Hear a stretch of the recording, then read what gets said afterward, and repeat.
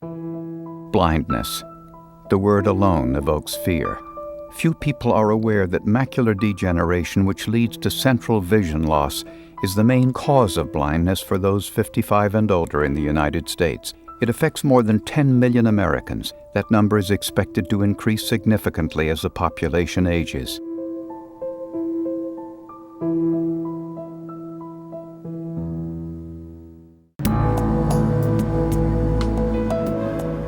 Dr. Sidney Schreiber is legally blind. He has age-related macular degeneration, a disease which affects 1 out of 4 Americans older than 75.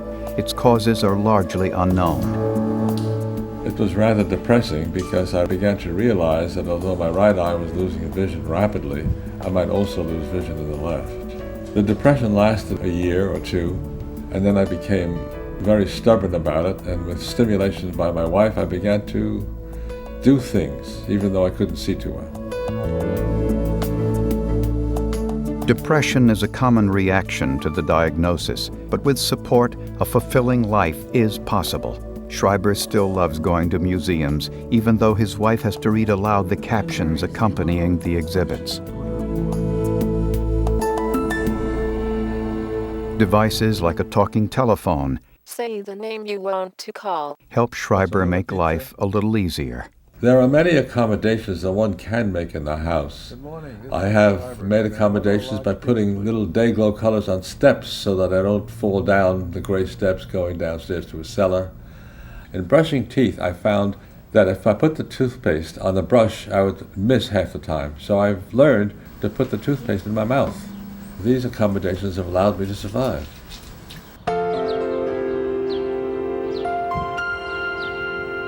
I married Frida in 1945 when I got out of the Army. I was a practical wreck. She brought me out of misery then, and she did the same thing when I developed macular degeneration. And she's been my godsend. It's important to make the person feel just as important now as they were before they had macular degeneration. He was an accomplished painter, a hobby that Schreiber initially gave up after his diagnosis. My wife insisted I paint something, and the first painting I did was a dark figure in a very dark room looking out a window. And this mirrored my depression. There I was in a black room with light outside which I couldn't reach. Patients often experience a very profound sense of depression. They're scared that they're going to lose their independence. It's extraordinarily depressing, and what they don't realize, and one of the places that it's most gratifying to intervene, is to be able to tell these people with confidence that their depression is going to lift because their independence is not going to be as badly curtailed as they fear.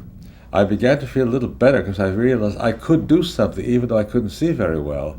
And the next painting I did was the same black figure, only this time the figure was looking out toward a light, bright sky with hope. More recently, I did a painting of what I call poppies, which are blotches of red with thin stems going down to a vase. And I thought it was wonderful that I could do something like that, even though I couldn't see what I was doing. With the boundless help and support of his wife, this man, who was a prisoner of war, refuses to let this affliction imprison him as well. Having macular degeneration was pretty bad, but this was nothing like the experience I had to live through in World War II. It's taken me a long time to realize I can never get better. But then again, I've been through hell before, and I can survive this one. Once the disease presents, the course of macular degeneration is also still variable, so that some patients will lose a small amount of vision slowly over time, and others will have a much more rapid and severe loss of vision. There are 2 basic types of macular degeneration, wet and dry. Approximately 90% of people who have macular degeneration have the dry type. In the dry form, debris from light-sensitive cones in the macula is not absorbed as it should be, and undigested yellow mounds called drusen are formed, causing central vision to become blurry and foggy. Vision loss is gradual, but 10% of sufferers may progress to the wet form. Wet macular degeneration is characterized by the formation of new blood vessels in the choroid layer of the retina. These new blood vessels leak fluid or bleed, causing a bulge behind the macula and distorting vision. Dried fluid causes scarring and dark blind spots. Vision loss may be rapid and severe. 90% of people with wet macular degeneration will become legally blind. If you had macular degeneration and you were looking at me now, you would not be able to see my face, but you'd be able to make out my arms and shoulders, and it's somewhat disconcerting for patients.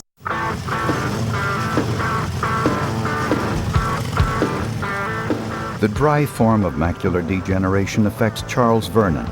14 years ago, I was diagnosed with macular degeneration, which was a complete shock to me.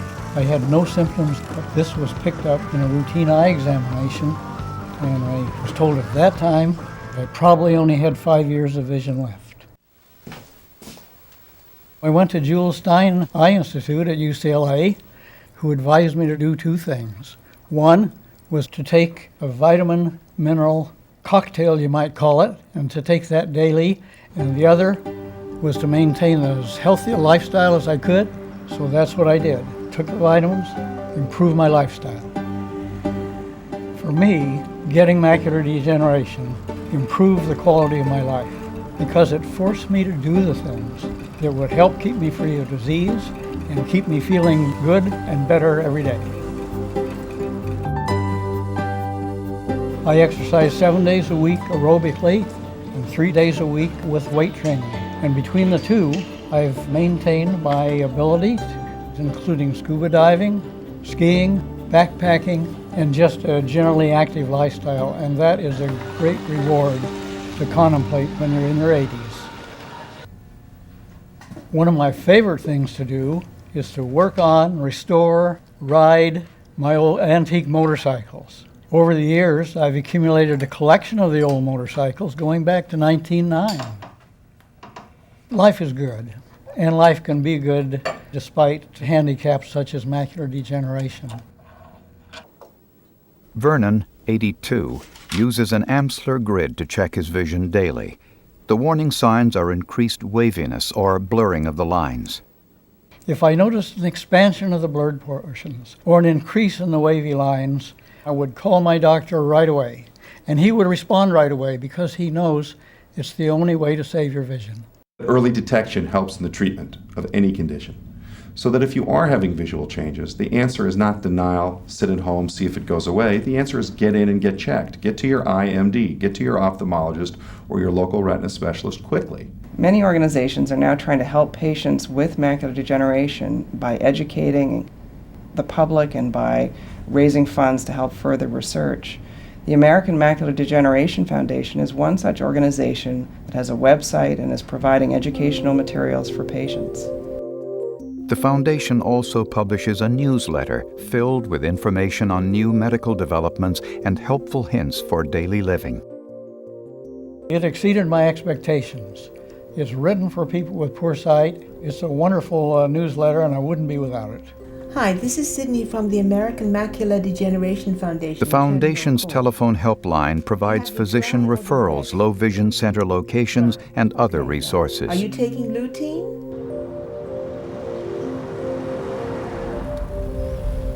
In my case, I've been more than fortunate because the progression has been very slow, and my degeneration is advancing probably no faster than my age, which I can't control either.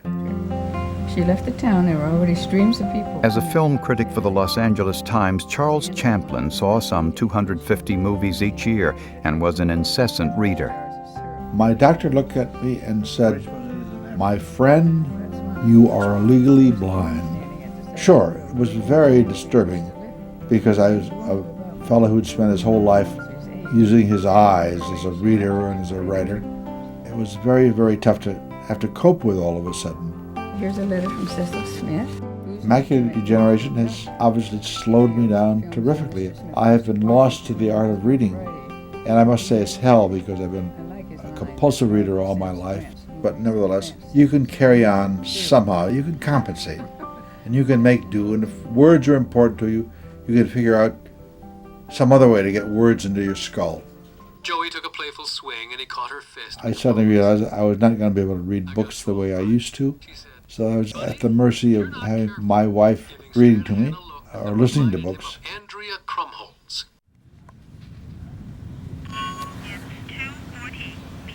A talking wristwatch and a TV remote and telephone with oversized keypads are other ways that Champlin, who is 79, compensates for his diminished vision. In this society, if you can't drive a car, that's a big crippling effect on your life. I think it diminishes your capacity for life. It's tough. I don't have any expectation of getting any better. No one has offered to sell me a lifetime supply of white canes or anything, so I think, yeah, I'll carry on for a while the way I am. You think of yourself as being independent all your life, and you suddenly realize that you're not. And it's very comforting at that point to be able to lean on somebody. And Peg is just wonderful. And when I start to think about all the things that she does for me that I can't do for myself anymore. The triangle is a tuna fish, and this one is peanut butter. Without his wife, Champlin's life would be immeasurably more difficult. She cuts his sandwiches into shape so he can differentiate them. She reads for him. She drives. She is his eyes. Both equally fond of tuna fish. Mm-hmm.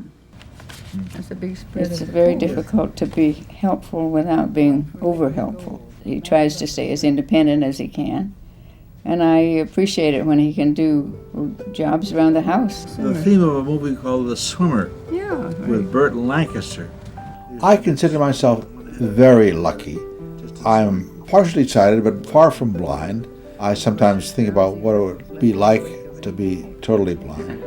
And I think how lucky I am because I see the sunshine and set and all that. So I'm very fine. I don't miss much. Macular degeneration can strike people of any age. Trish Dix was diagnosed when she was 41, 10 years ago. I was very depressed, cried a lot, resented everybody else who complained about something, and I thought, how could they complain? I'm losing my eyesight. I didn't know how long I was going to have my eyesight left, so rather than just looking at my children, I memorize everything on their face because I'm not too sure how long I'll be able to do that. I need to be very careful driving because I have a gray cloud in my right eye, and I choose to do very little driving in the evening. The doctor mentioned that eventually my brain would adjust to the portion of my eyesight that I'm missing, and it has. It's a lot easier now. My sister was diagnosed with it within the last year. Very slight. I can remember when my sister first started, she could see there was something wrong. She wasn't seeing clearly, and I don't have that yet, so I guess I'm kind of in denial. They really don't know that much about this eye disease. I know in my sister's case, they told her within 10 years she would be legally blind. The cause of macular degeneration remains in large part unknown. We do understand that there is a genetic component, and there are ongoing studies trying to better identify the genes that put one at risk. If I have a sister with age-related macular degeneration, I'm at higher risk for getting the disease than, say, you are if you don't have a brother or sister with age-related macular degeneration. We've identified a handful of genes that we feel could increase susceptibility to this disease. We're looking at patients with the most severe form of age-related macular degeneration and comparing them to their siblings who have no disease whatsoever so that we can see at the genetic level what their differences are, as well as their environmental factors. And hopefully this will lead to a better understanding of the disease as well as future therapies. Obviously, one can't choose their parents, their heredity, but we can cease using tobacco, stop smoking. Our cardiovascular risk factors are very important in macular degeneration. So a good diet, rich in green leafy vegetables, fish, exercise probably plays a role, solar protection probably plays a role. Those are what we consider the modifiable risk factors. I use the Amsler grid every day, and now I make sure that I take my vitamins, and I had high blood pressure, and now I have that under control. So I think with just a combination of everything, it's helped.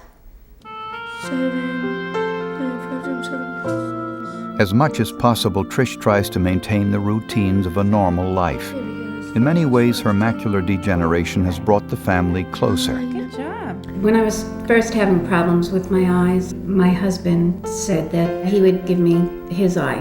I was very touched when he did that. It just means so much. I felt so loved that he would actually do this for me. Ordinary moments become particularly precious when you know that one day you may no longer be able to catch a ball or help a child with homework. I'm not complaining about my life. I love my life. I'm very happy.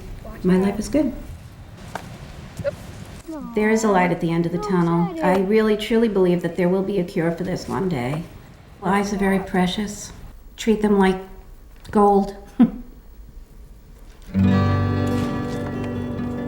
87-year-old Bill Wiggins has been an artist for his entire adult life. Yet for the past 25 years, almost a third of his career, he has suffered from macular degeneration.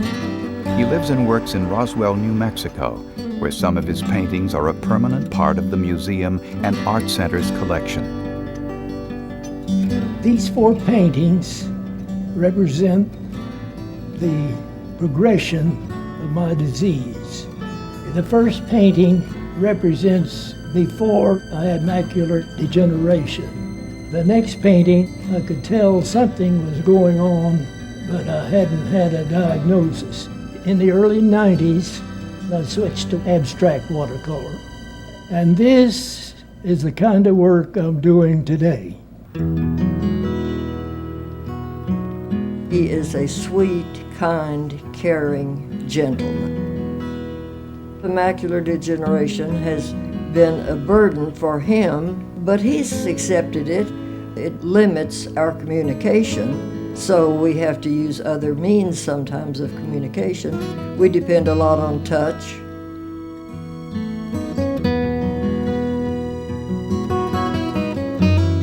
Mom misses the portraits, I think, some of his earlier work, much like the portrait of me with a new spring hat. And we all miss that, but Dad has always continued to amaze us in his interest of solving problems. Gramps, I wanted to ask... Other members of the Wiggins family have been inspired to pursue their own interest in the arts. Grandson Jeremy is an art history major and is working on his thesis. Okay. Granddaughter Miranda is an accomplished ceramicist. Grandpa doesn't verbalize his difficulty with macular degeneration a whole lot, but you can see the evolution of his painting styles and the change that he's had to adapt to with his disease. Bill's grandson Logan works with him in his studio every day, where Bill is currently painting a self-portrait, a challenge he has chosen for himself despite his limitations. His nephew Kim is also a well-known artist of the Southwest, currently working on a large commission. Wiggins has been an inspiration, not only as an artist, but also as a human being. My uncle's been a great influence on my work. He is such a great colorist, and when I would walk into his studio, it was like walking into a candy store. And he taught me to meet the challenges, not to be afraid. And I've seen this also with macular degeneration in his life, how he's met the storm head on, and instead of crawling under the ship, he's just said, strap me onto the mast. I want to enjoy every single minute of this. He's one of the most loving men that I've ever met. And I hope that one day I'll become the same type of man that he is. Surrounded by a loving family and a supportive wife, Wiggins deals every day with macular degeneration, yet battles it with good spirits, adaptation, and a refusal to let it limit his life any more than it must. There is life after macular degeneration. There are ways you can cope, and it's not the end of the world. It's just another one of our physical weakness we have to deal with. With my disease, I have done the very best work I've ever done, but I would trade it all to get my eyesight back. Even the bright lights of Las Vegas are dimmed for Nathan Shattuck, who now lives there year-round. 6 years ago, he got a diagnosis that rapidly worsened. I had an appointment with my optician for a routine eye examination. And I mentioned that the left eye chart was a little wavy. And he answered, well, we'll check that when you come back from vacation. 2 weeks later, the central vision was gone in that left eye. When I lost the sight of my first eye, it was quite devastating. And the doctor led me to believe the chance of getting macular degeneration in the second eye was remote. He was totally off base. Right now in both my eyes, I have no central vision. And for a while it was like being in the dark.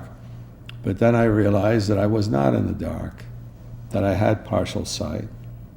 And with help from whatever aids, learning how to redo things, I suddenly realized that I could survive, but at a much slower pace.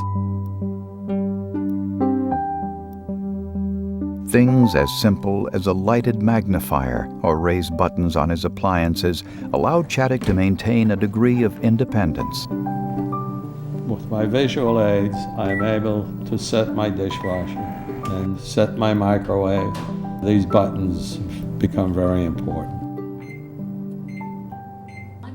People with macular degeneration and their families can learn about a variety of devices and computer-assisted tools at many low-vision centers throughout the country. We've created a one-stop low-vision center where people of all ages with macular degeneration can be evaluated for various devices.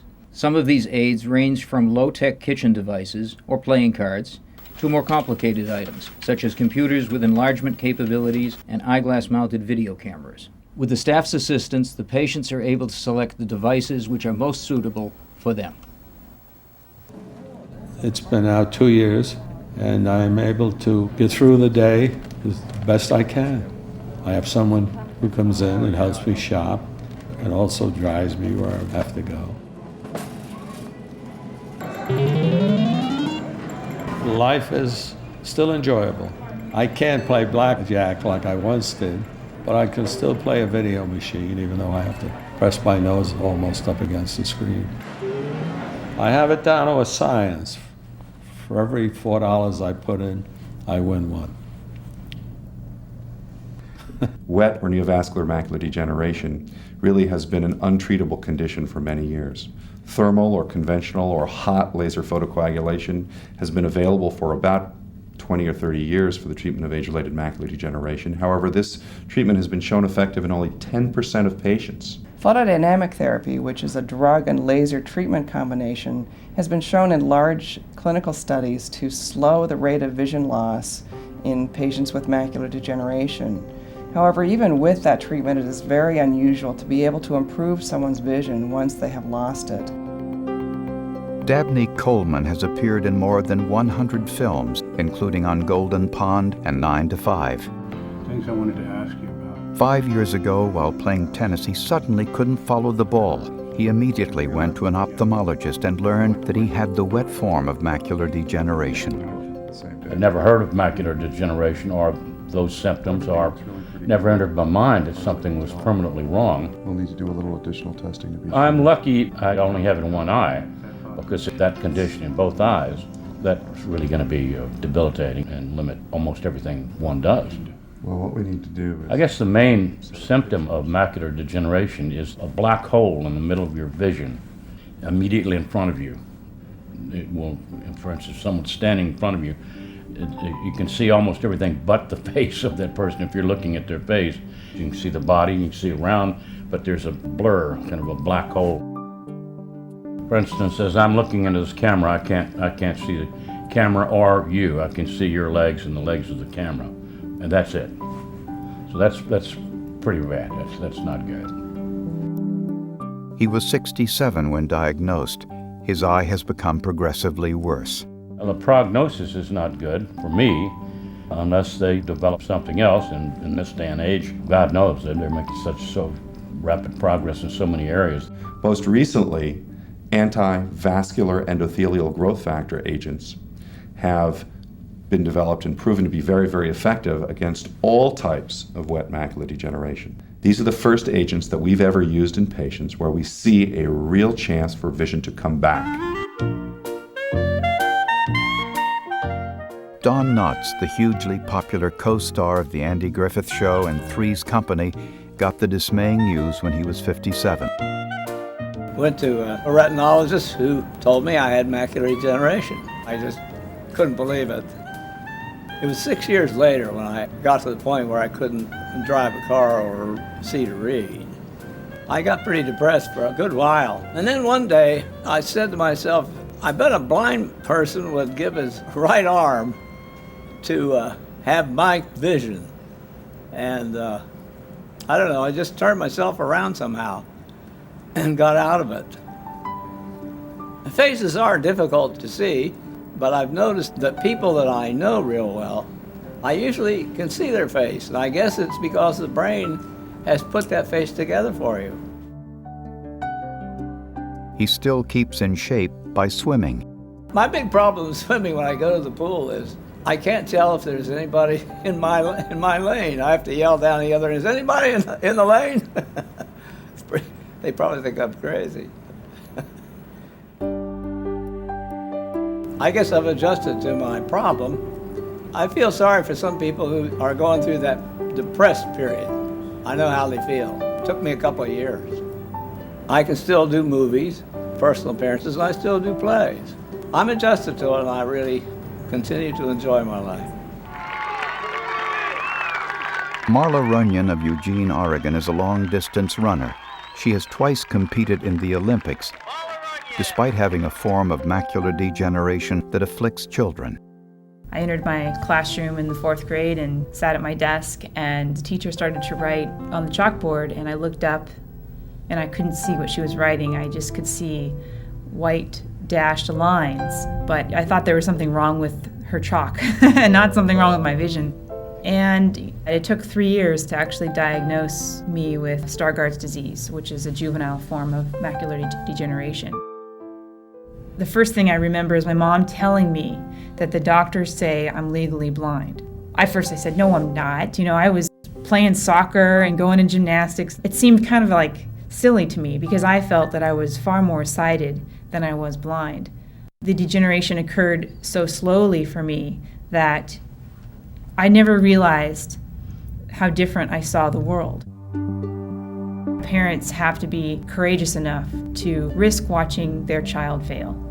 If they had said, well, we don't want her falling down and getting hurt, we don't want her in sports, if they had denied me opportunities that I did have, that would have been more disabling than my vision.